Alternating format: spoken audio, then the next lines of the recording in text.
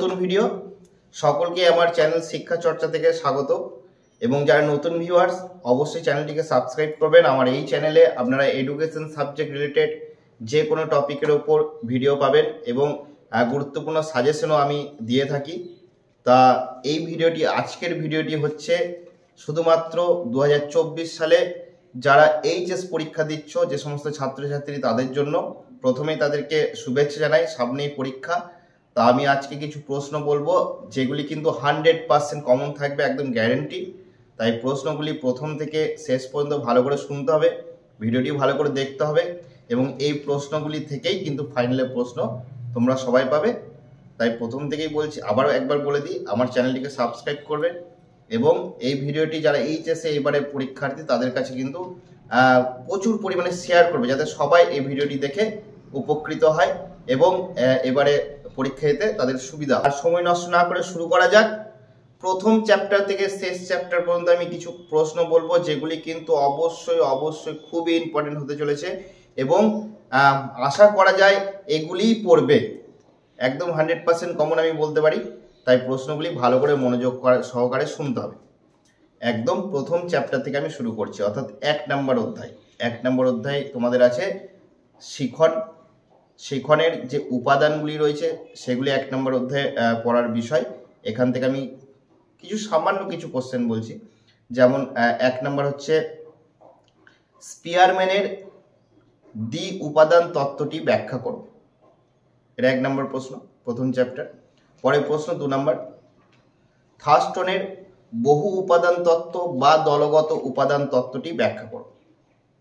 এছাড়াও আর একটি গুরুত্বপূর্ণ মনে হচ্ছে আমার এবারের জন্য, মনোযোগ কাকে বলে, এর শর্ত বা নির্ধারকগুলি লেখো। এই তিনটে খুব ভালো করে রাখতে হবে। 1 নম্বর অধ্যায় যদি পড়ে আশা করি এই তিনটের মধ্যেই পড়বে। এরপর আমরা চলে যাচ্ছি 2 নম্বর অধ্যায়। 2 নম্বর অধ্যায়ে দেখো শিখন কৌশল আছে। এখানেও খুব ইন্টারেস্টিং বিষয়গুলো রয়েছে। এর মধ্যে সব থেকে ইম্পর্টেন্ট আমার যেটা মনে হচ্ছে এবারে পরীক্ষার জন্য, সেটা হচ্ছে প্রাচীন অনুবর্তন তত্ত্বটি গুরুত্ব সহ ব্যাখ্যা করো। প্রাচীন অনুবর্তন তত্ত্ব গোটাটাই ব্যাখ্যা করতে হবে, সঙ্গের গুরুত্বটা করে রাখতে হবে। এছাড়াও 2 নম্বর সক্রিয় অনুবর্তন তত্ত্বটি ব্যাখ্যা করো, এরও কিন্তু গুরুত্বটা করে রাখতে হবে। 3 নম্বর প্রাচীন ও সক্রিয় অনুবর্তনের মধ্যে পার্থক্য নির্ণয় করো। এখানেও আমি 3টে প্রশ্নই বললাম। এই 3টে প্রশ্ন খুব ভালো করে রাখবে, আশা করি 3টের মধ্যে একটি পড়বেই পড়বে। এরপর আমরা চলে যাচ্ছি চ্যাপ্টার 3। 3 নম্বর চ্যাপ্টারে দেখো রাশি বিজ্ঞান আছে, অর্থাৎ অঙ্ক রয়েছে। রাশি বিজ্ঞানের কিছু অঙ্ক রয়েছে যেখানে আমরা জানি mean, median, mode, histogram, frequency, polygon, এই 5টি অঙ্ক তোমাদের রয়েছে। কিন্তু করে রাখতে হবে কোন দুটো ভালো করে, মিন আর মিডিয়ান। মিন আর মিডিয়ান সব থেকে ভালো করে দেখতে হবে মিনটা আশা করি পড়বেই, তবুও মিনের সঙ্গে মিডিয়ানটা একটু দেখে রাখতে হবে। তাহলে এই 3টে চ্যাপ্টার গ্রুপ এতে ছিল। গ্রুপ এতে 3টে চ্যাপ্টার আমি বলে দিলাম। এই কয়েকটা কোশ্চেন খুব ভালো করে রাখতে হবে। সাধারণত 4 নম্বর অধ্যায় থেকে বড় কোশ্চেন দেয় না, এটা খুব মনোযোগ সহকারে শুনবে। 4 নম্বর অধ্যায় থেকে বড় কোশ্চেন আসার চান্স খুবই কম। তবু শিক্ষা সংক্রান্ত যে ধারাগুলো রয়েছে সংবিধানে, সেই ধারাগুলো একটু দেখে রাখতে হবে। এগুলো থেকে শর্ট কোশ্চেন কিন্তু অবশ্যই আসার চান্স আছে। আমরা চলে যাচ্ছি এরপরে 5 নম্বর অধ্যায়। 5 নম্বর অধ্যায়ে বিশ্ববিদ্যালয় শিক্ষা কমিশন রয়েছে। এখানে ইম্পর্টেন্ট মনে হয়েছে, আমি একটি বলবো, বেশি বলবো না। সেটা হচ্ছে ভারতবর্ষের স্বাধীন ভারতের প্রথম শিক্ষা কমিশন কি, এর উচ্চশিক্ষায় এর লক্ষ্য এবং পাঠ্যক্রম সম্পর্কে সুপারিশগুলি লেখো। এই একটি প্রশ্ন এখান থেকে খুব মনোযোগ সহকারে করে রাখবে। আমরা চলে আসছি 6 নম্বর অধ্যায়। 6 নম্বর অধ্যায় আছে দেখো মাধ্যমিক শিক্ষা কমিশন বা মুদালিয়ার কমিশন। এখান থেকে যেগুলি গুরুত্বপূর্ণ আমার মনে হয়েছে সেটা হচ্ছে মাধ্যমিক শিক্ষা কমিশনের সুপারিশ অনুযায়ী মাধ্যমিক শিক্ষার লক্ষ্য ও পাঠ্যক্রমটি ব্যাখ্যা করো। জয়েন্টে আসতে পারে কমিশনগুলো থেকে লক্ষ্য ও পাঠ্যক্রম। এই লক্ষ্য ও পাঠ্যক্রমটি খুব ভালো করে রাখবে। পাঠ্যক্রমের মধ্যে আরেকটি প্রশ্ন এখানে ঢুকে থাকতে পারে, আলাদা করে দিতে পারে, যেটা হচ্ছে মাধ্যমিক শিক্ষা কমিশনের সুপারিশ অনুযায়ী সপ্ত প্রবাহের নীতিটি ব্যাখ্যা করো। তাহলে আমরা মাত্র 2টো কোশ্চেন বললাম, এই 2টো কোশ্চেন কিন্তু করে রাখতে হবে। লক্ষ্য পাঠ্যক্রম একসাথে আসতে পারে আর সপ্ত প্রবাহের ধারণাটি আলাদা করে আসতে পারে। এরপর আমরা চলে যাচ্ছি 7 নম্বর অধ্যায়, অর্থাৎ কোঠারি কমিশন। কোঠারি কমিশনে কি রয়েছে? কোঠারি কমিশনে চ্যাপ্টারটা অনেক বড়, কিন্তু আমাদের সাজেস্টিভ কিছু প্রশ্ন করে রাখতে হবে যেগুলি খুব ইম্পর্টেন্ট। আশা করি সবথেকে গুরুত্বপূর্ণ প্রশ্ন হচ্ছে প্রাথমিক শিক্ষা সম্পর্কে কোঠারি কমিশনের সুপারিশগুলি লেখো। মনে রাখবে প্রাথমিক শিক্ষার সুপারিশগুলি ভালো করে রাখতে হবে। এছাড়াও আরেকটি গুরুত্বপূর্ণ প্রশ্ন রয়েছে মাধ্যমিক শিক্ষার লক্ষ্য ও পাঠ্যক্রম সম্পর্কে কোঠারি কমিশনের সুপারিশগুলি। এখান থেকে আরেকটি প্রশ্ন আমি বলবো, যেহেতু চ্যাপ্টারটা অনেক বড় আছে, ভারতবর্ষে বৃত্তিমুখী ও কারিগরি শিক্ষার সমস্যা এবং প্রয়োজনীয়তা। এই সমস্যাটা বেশি ইম্পর্টেন্ট, প্রয়োজনীয়তাটা একটু দেখে রাখবে। এটা গেল 7 নম্বর অধ্যায়। এরপর আমরা চলে আসছি 8 নম্বর অধ্যায়। 8 নম্বর অধ্যায়ে মাত্র দুটো কোশ্চেন আমি বলবো, আশা করি দুটোর মধ্যে একটি পড়বে। প্রথম হচ্ছে জাতীয় শিক্ষানীতি 1986 মূল বিচার্য বিষয়গুলি লেখো।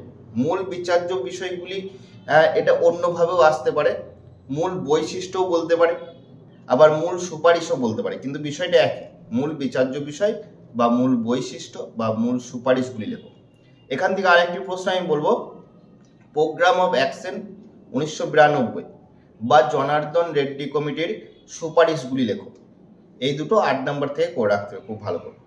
এরপর আমরা চলে যাচ্ছি গ্রুপ সিতে, একদম 9 নম্বর অধ্যায়। 9 নম্বর অধ্যায় থেকে কয়েকটি কোশ্চেন মাত্র 4 নম্বরে নোট পড়বে। 9 নম্বর থেকে 12 নম্বর যে অধ্যায়টা রয়েছে সেটা 4 নম্বরের নোট, আগেরগুলো হচ্ছে 8 নম্বরে। তাহলে বলি 9 নম্বর অধ্যায় প্রথম যেটা সব থেকে বেশি এবারের জন্য ইম্পর্টেন্ট, মুক ও বধির শিশু কাদের বলে, এদের শিক্ষা পদ্ধতিগুলি আলোচনা করো। এটি কিন্তু দারুণভাবে ইম্পর্টেন্ট, আশা করি এইটাই আসবে, তবু এর সঙ্গে দু একটা আমি বলে দিচ্ছি। মুক ও বধির শিশুদের শিক্ষার সমস্যাগুলি লেখো। এছাড়াও ব্রেইল পদ্ধতি এটি টিকা আকারে আসতে পারে, এটাও কিন্তু করে রাখতে হবে। এরপর আমরা 10 নম্বর অধ্যায়ে যাচ্ছি। 10 নম্বর অধ্যায়ে রয়েছে সার্বজনীন প্রাথমিক শিক্ষা। এখানে দেখো সার্বজনীন প্রাথমিক শিক্ষার সমস্যা বা বাধাগুলি লেখো, এটা খুব ইম্পর্টেন্ট প্রশ্ন। এছাড়াও সব থেকে বেশি ইম্পর্টেন্ট যেটা 10 নম্বর অধ্যায়ে আমার মনে হয়েছে, সর্বশিক্ষা অভিযান থেকে এবারে দিতে পারে প্রশ্ন। সর্বশিক্ষা অভিযান কাকে বলে, এর মূল লক্ষ্য বা উদ্দেশ্যগুলি লেখো।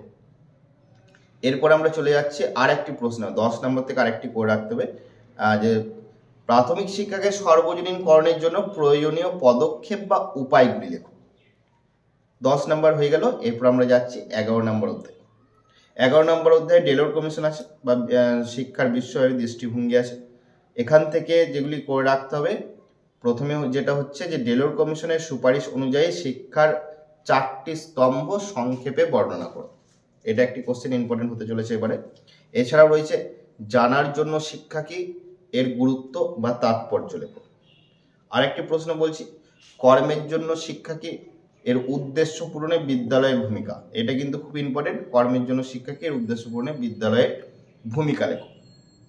এরপর আমরা চলে যাচ্ছি একদম 12 নম্বর অর্থাৎ শেষ অধ্যায়ে বেশি কোশ্চেন বলবো না আমি, মাত্র 2 থেকে 3টে কোশ্চেন, দুটি কোশ্চেন বলছি। এই দুটো কোশ্চেন ভালো করে রাখলে কিন্তু আমরা কমন পেয়ে যাবো। একবারে শেষ অধ্যায়ে আমরা চলে এসেছি, অর্থাৎ 12 নম্বর অধ্যায়। 12 নম্বর অধ্যায় থেকে মাত্র 2টি কোশ্চেন, আশা করি এর মধ্যেই পড়বে। 2টি কোশ্চেন শুনে নিতে হবে ভালো করে। সেটা হচ্ছে প্রথম প্রশ্ন হচ্ছে, কম্পিউটার কি শিক্ষকের বিকল্প হতে পারে, মতামতটি ব্যাখ্যা করো। এটা খুবই ইম্পর্টেন্ট। এছাড়াও যেটা ইম্পর্টেন্ট আমার মনে হচ্ছে যে শিক্ষাক্ষেত্রে কম্পিউটারের বা প্রযুক্তির অবদান বা ব্যবহার লেখো। এই দুটি প্রশ্ন করলে আশা করি 12 নম্বর চ্যাপ্টার থেকে কমন পেয়ে যাবে। তাহলে এই যে প্রশ্নগুলো একদম প্রথম চ্যাপ্টার থেকে আমি 12 নম্বর চ্যাপ্টার পর্যন্ত বললাম, এটি হচ্ছে 2024-এর উচ্চ মাধ্যমিকে এবারের জন্য সাজেশন। আর আশা করি এখান থেকে 100% কমন আসবে, তাই চোখ মুজে এই প্রশ্নগুলি কিন্তু একদম সুন্দর করে তৈরি করে নিতে হবে। আর আমার ভিডিওটি ভালো লাগলে অবশ্যই লাইক করতে হবে, কমেন্ট করে জানাতে হবে। যদি আরও কিছু জানার থাকে আমি সবারই কমেন্টে প্রায় উত্তর দিই বা দেব। আর এই ভিডিওটি প্রচুর পরিমাণে শেয়ার করতে হবে। যারা এবারে উচ্চ মাধ্যমিক পরীক্ষার্থী, যাদের এডুকেশন সাবজেক্ট রয়েছে, তাদের কাছে কিন্তু ভিডিওটি পৌঁছে দিতে হবে। প্রচুর পরিমাণে শেয়ার করো। আর চ্যানেলটিকে অবশ্যই সাবস্ক্রাইব করবে। এডুকেশন সাবজেক্ট রিলেটেড আরও আপডেট পেতে গেলে, জানতে হলে অবশ্যই চ্যানেলটিকে সাবস্ক্রাইব করে রাখবে। এর পরের ভিডিওতে আমি বলবো যে কিভাবে এডুকেশনে যে সাজেশনটা দিয়েছি তো সেটাতে পড়তে হবে, কিন্তু একটু টেকনিক বলে দেবো। সেই টেকনিকে পড়লে কিন্তু খুব ভালো রেজাল্ট করা যাবে এডুকেশনে। অল্প খেটে ভালো রেজাল্ট কী করে করা যায় তোমরা অবশ্যই চ্যানেলটিকে সাবস্ক্রাইব করবে।